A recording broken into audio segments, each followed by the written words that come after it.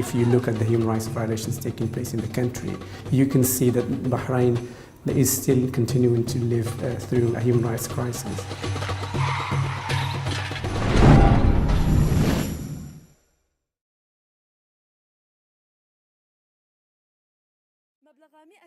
On Sunday, the Formula One Grand Prix will be held in Bahrain, amidst global fanfare.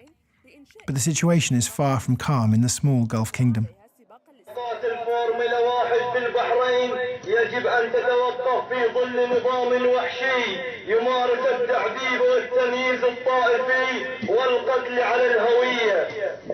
Since the opening of the F1 event on April 17th, Bahrainis have taken to the streets.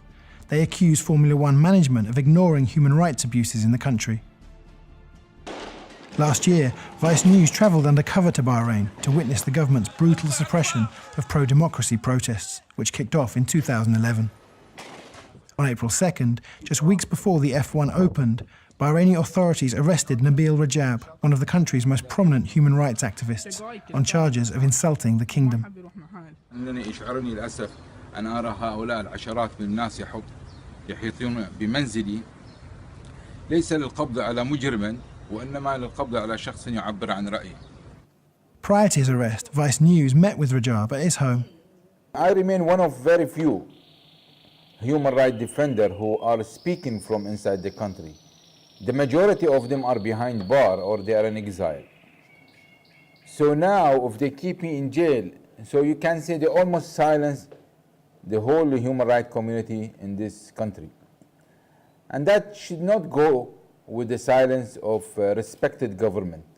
We have a negative past with the Western government who does respect the human rights in their own countries, but when it comes to the outside, they see their interests. I mean, I would say specifically United Kingdom. Just days before Rajab's arrest and amidst mounting pressure, Formula One management issued a statement pledging to respect human rights in Bahrain and monitor F1's impact in the country. The Bahraini authorities, during the Formula One, they want to portray a country that is at peace with itself, which is not the case if you look at the human rights violations taking place in the country. If you look at the 4th anniversary of the protests of 2011, just a couple of months ago, you can see that Bahrain is still continuing to live through a human rights crisis.